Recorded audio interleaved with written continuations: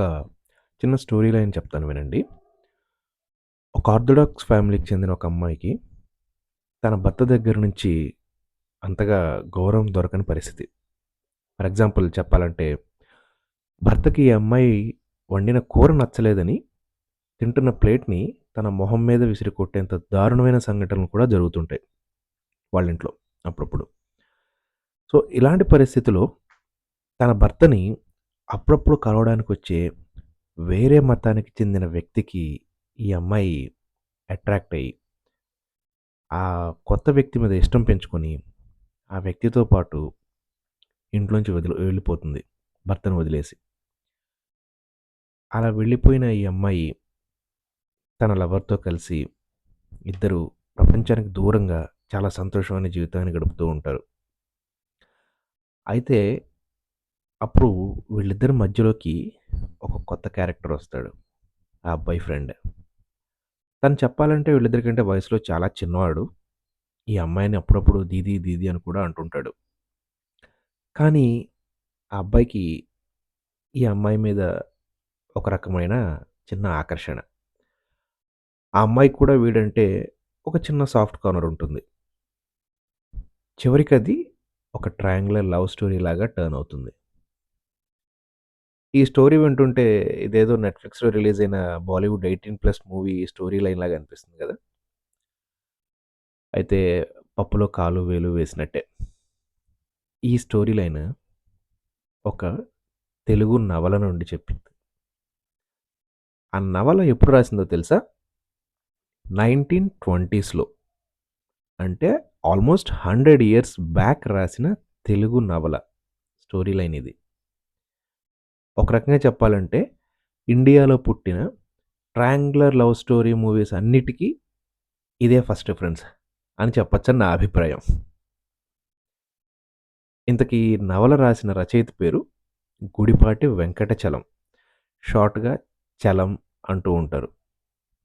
ఈ పాటికి మీకు గుర్తొచ్చే ఉంటుంది ఆ పేరు. అతను చాలా ఫేమస్ రైటర్ అండ్ చాలా కాంట్రోవర్షియల్ రైటర్ కూడా. ఈ బుక్‌ని నేను ఈ రోజుల్లో చదువుతుంటేనే తను రాసిన ఆ సీన్స్‌ని డైజెస్ట్ చేసుకోవడానికి చాలా టైం పట్టింది నాకు.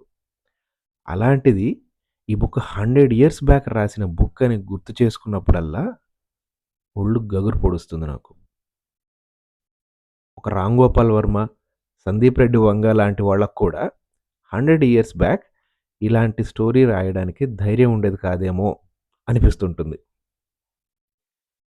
నేను చెప్పిన ఈ పుస్తకంలో ఆ అమ్మాయి క్యారెక్టర్ ద్వారా చలం 100 సంవత్సరాల క్రితమే స్త్రీకి, తన ఇష్టాలకి ఉండాల్సిన స్వాతంత్ర్యం గురించి చెప్పడానికి ప్రయత్నించారు. ఈ నవలలో కాసేపు ఆ అమ్మాయి, ఆ క్యారెక్టర్ చేసిన పనులు నైతికమా? అనైతికమా? అనేది పక్కన పెడితే, అంటే భర్తని వదిలేసి, భర్తతో కలిసి పనిజేయడానికి వచ్చిన వ్యక్తితోటి ఇంట్లోంచి వెళ్ళిపోవడం, కొన్ని రోజుల తర్వాత తన ఫ్రెండ్ మీద కూడా మళ్ళీ తనకి ఆకర్షణ రావడం, ఇలాంటివి నైతికం, అనైతికం అనేది తీసి పక్కన పెట్టేస్తే, ఆ క్యారెక్టర్‌ని చూపించిన విధానం మాత్రం చాలా గంభీరంగా ఉంటుంది. ఈ ఒక్క బుక్కే కాదు, చలం గారు రాసిన పుస్తకాలు చాలా వరకు స్త్రీలు, స్త్రీలకు ఉండాల్సిన స్వాతంత్ర్యం గురించి ఎక్కువ చెప్తూ ఉంటాయి. సింపుల్‌గా చెప్పాలంటే, ఆయన రాసిన బుక్స్‌లోంచి ఒక కోట్ చెప్తాను. అదేంటంటే, "ఆడది భయపడినంత సేపే మగవాడి ధైర్యం." తవ్వుకోవాలే గాని, ఎంత గంభీరమైన లైన్ అండి చూడండసలది. "ఆడది భయపడినంత సేపే మగవాడి ధైర్యం." సో, ఇదొక చిన్న శాంపిల్ అనమాట. ఆయన రాసిన టైమ్ పీరియడ్ వలనో ఏమో ఎక్కువగా వీటిని కాంట్రోవర్షియల్ రైటింగ్స్ అంటుంటారు. 100 ఇయర్స్ బ్యాక్, 80 ఇయర్స్ బ్యాక్ ఆడవాళ్ళ గురించి, వాళ్ళ రైట్స్ గురించి, వాళ్ళ స్వాతంత్ర్యం గురించి ఆయన రాసిన రైటింగ్స్ వల్ల వాటిని కాంట్రోవర్షియల్ రైటింగ్స్ అంటుంటారేమో అని నా అభిప్రాయం. అయితే ఈయన గురించి ఇంకొక చిన్న గమ్మత్తైన విషయం ఏంటంటే, ఈయన తన లైఫ్ లాస్ట్ స్టేజ్‌లో 70స్, 80స్‌లో ఉన్నప్పుడు ఆయన రమణ మహర్షి ఆశ్రమంలో సెటిల్ అయిపోయారు. అన్నీ వదిలేసేసి. ఆ టైంలో ఆయనకొక జర్నలిస్ట్ ఒక లెటర్ రాసారు. మీరన్నీ ఇలాంటి పుస్తకాలు రాసారు, అలాంటి పుస్తకాలు రాసారు, అలాంటి క్యారెక్టర్‌లు రాసారు. ఇప్పుడేమో చక్కగా రమణ మహర్షి ఆశ్రమంలో సెటిల్ అయిపోయారు అని క్వెషన్ అడిగితే, చలం గారు ఏమన్నారంటే, "నేను రాసిన పుస్తకాలన్నీ బుద్ధి లేక రాసాను. వాటిని తగలబెట్టేసేయండి" అని సింపుల్‌గా చెప్పేసారంట. ఎంత సింపుల్‌గా డిజోన్ చేశారో చూడండి. ఆయన రాసిన రైటింగ్స్‌ని, ఆయన రాసిన అద్భుతమైన బుక్స్‌ని గాని, ఐడియాస్‌ని గాని అన్నిటిని. అది చలం గారి గురించి బ్రీఫ్‌గా చెప్పాలంటే. ఇంతకీ నేను మొదలుపెట్టిన స్టోరీ లైన్ ఏ నవల అనేది చెప్పలేదు గదా!